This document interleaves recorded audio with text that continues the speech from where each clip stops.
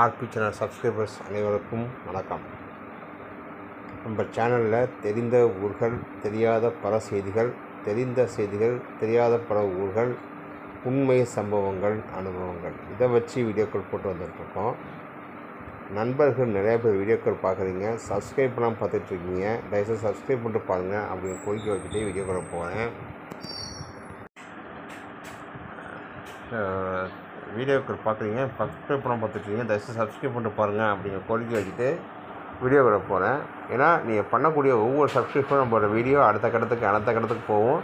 ஏன்னா நம்ம சேனல் அடுத்த கட்டத்துக்கு போகிறது உங்கள் கையில் தான் இருக்குது. ஏன்னா நம்ம சேனலில் ஏன்னா யூடியூப்போட அல்காரிதம் பற்றி பார்த்தீங்கன்னா, நீ எவ்வளோ இந்த விஷயத்தை வந்து பார்க்குறீங்களோ பார்க்குறது மட்டும் உங்கள் ஃப்ரெண்ட்ஸ் அந்த வீடியோக்கள் எவ்வளோ பார்க்குறீங்கன்னா அவ்வளோ யூடியூப்புக்கும் நோட்டிஃபிகேஷன் போகும். ரெண்டாவது நம்ம சேனலில் சரி அடுத்த கட்டத்துக்கு போகிறதுக்கான வழிமுறையை வந்து யூடியூப் கொடுப்போம் அப்படிங்கிற கோரிக்கையை வச்சு வீடியோக்குள்ள போனேன்.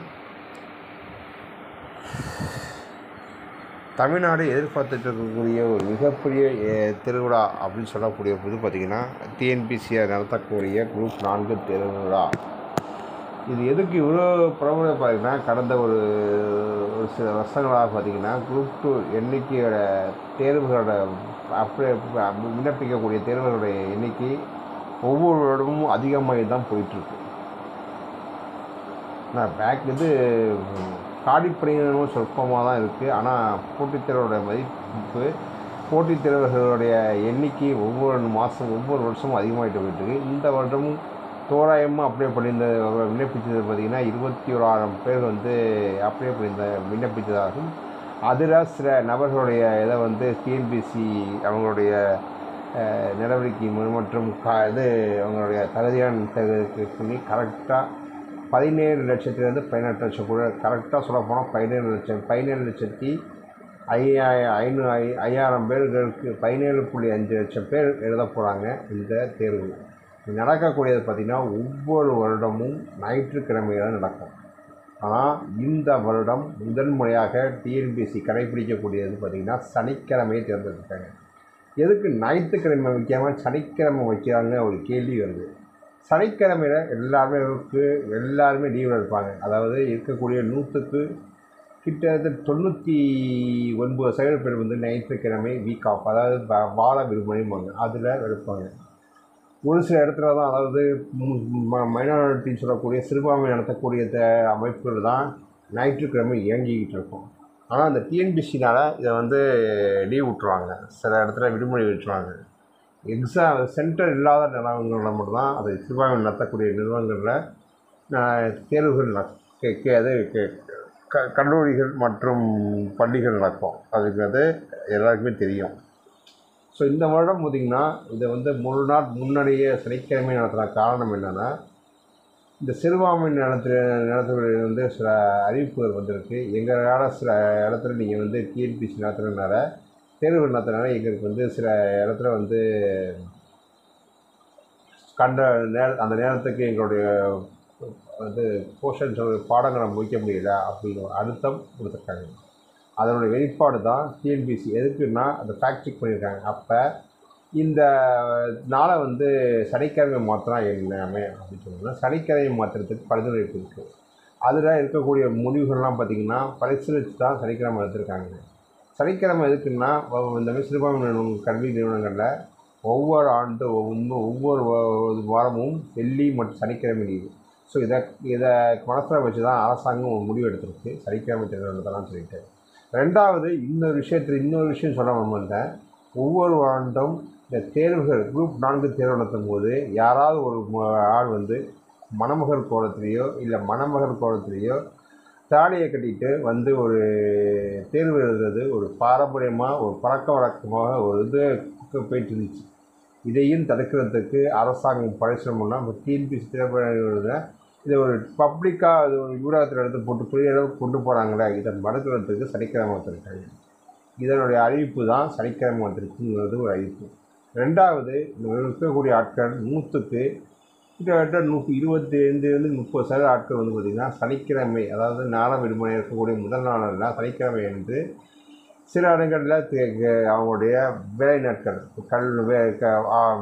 வேலை பணியிடங்கள் இருக்கும். அதில் சில ஆட்கள் வந்து பதிவுப்படுறாங்க அப்படின்னு கோரிலும் போட்டு அரசாங்கம் ஒரு முன்னெடுப்பு நடத்திருக்கு. அதனால் சனிக்கிழமை தேர்தல், ஏன்னா வரக்கூடிய காலங்களில் சனிக்கிழமை இருக்கும்னு சொல்கிறாங்க. ஏன்னா தேர்வுகளை எப்படியாவது ஒரு இதில் கழிச்சு கட்டணும்னு சொல்லிட்டு ஒரு முடிவெடுத்திருக்கிறதாக ஒரு தகவல் இருக்குது. வருங்காலங்களில் எல்லா அரசு திரைப்பணிகளும் சனிக்கிழமை தான் நடக்க போகுதுன்னு அதுக்கும் ஒரு மறைமுகமாக வந்திருக்கு இந்த இதை. ஸோ அதை வச்சு தான் இந்த அரசியல் நிகழ்வு, இந்த டிஎன்பிசியோட நகர்வுகள் இருக்குங்கிறது எல்லாருடைய கணிப்பாக இருக்குது. சரி, விஷயத்துக்கு வரேன். இப்போ நாளைக்கு 12/7/2025 சனிக்கிழமை என்று தமிழ்நாடு எதிர்பார்த்துட்டு இருக்கக்கூடிய குரூப் 4 தேர்வு. இந்த குரூப் 4 தேர்வு ஏன் எவ்வளோ முக்கியம்னா, அதோடைய தகுதி பார்த்திங்கன்னா 10வது தேர்வு. அதனால தான் எல்லாருமே இந்த குரூப் 4 தேர்வில் எழுதுறாங்க. அதில் சில ஆட்கள் வராமல் இருப்பாங்க, அப்ளை பண்ணிவிட்டு சில இடத்துல வந்து பார்த்திங்கன்னா உண்மையிலேயே ஏதாவது காரணங்கள் இருக்கும்.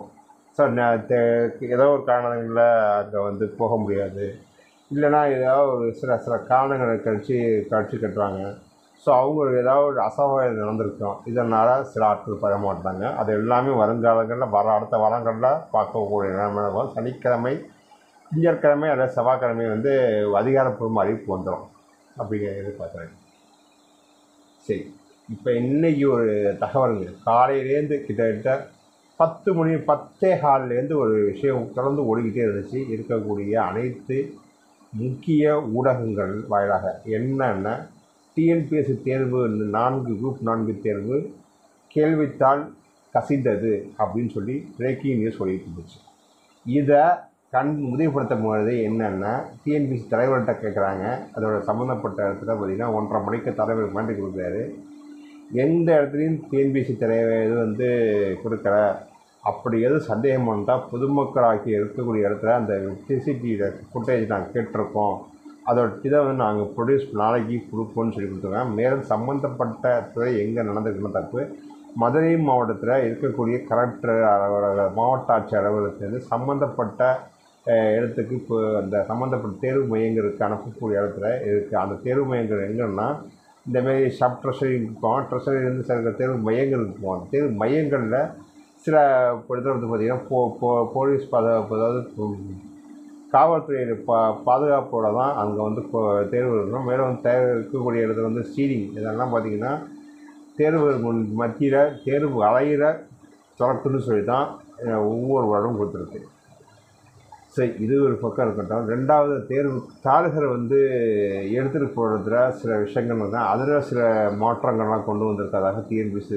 எது எப்படியோ இன்னும் வரக்கூடிய 2025 வந்து நல்லாயிருக்கும் அப்படிங்கிற ஒரு எடுத்துக்காட்டோட வீடியோக்குள்ளே போனேன். இந்த தேர்வுகள் என்ன பிரச்சனை இருந்துச்சுன்னா, சீல்டு கண்டெய்னரில் அந்த இதை வந்து எடுத்து சீல் பண்ணி சம்மந்தப்பட்ட தேர்வுத்துறையில் காவல்துறை மூலமாக அந்த சீலை உடைச்சி அதை வந்து இருக்கக்கூடிய இடத்துல ஒரு பாதுகாப்பான இடத்துல கொண்டு வச்சு அங்கே சில சிசிடிவி அறைகள் வெளியில் பொருத்தப்பட்டிருக்கக்கூடிய அறைகளில் போயிட்டு அங்கே இருக்கக்கூடிய தேர்வு அறைகளில் போய் அந்த அறைகளை ஃபஸ்ட்டு சுத்தம் பண்ணிவிட்டு அங்கே இருக்கக்கூடிய லீக்கேஜ் வேறு எதுவும் பிரச்சனைகள் இருக்கா, மேலே ஒழுகுதா, இதெல்லாம் பார்த்துட்டு தான் அந்த இடத்தையே அந்த இடத்துல இந்த இடத்துல வைக்கலாம் அப்படின்னு சொல்லுவாங்க. ஏன்னா இப்போ இருக்கக்கூடிய எல்லா பள்ளிக்கூடங்களும் பார்த்திங்கன்னா 170 சதவீதம் ஆர்டர் வந்து பார்த்திங்கன்னா எல்லாம் ஒட்டுக்கட்டிடம். ஸோ இதெல்லாம் கனெக்ட் பண்ணி தான் ஒரு இடத்துல வச்சுருப்பாங்க. ஸோ அந்த இடத்துல தான் ஒன்று இறக்கி வைக்க வேண்டிய இடத்துல. ஸோ அதை முக்கியமாக அங்கே சிசிடிவி ஃபுட்டேஜ் இருக்கணும். ரெண்டாவது, காவல்துறை வந்து எப்படி தேர்தல் நடக்கும் போது ஒரு வாக்குப்பட்டியை பாதுகாக்கும், அதேமாதிரி இந்த தேர்வு நடக்கக்கூடிய இடத்த வந்து காவல் காப்பாங்க.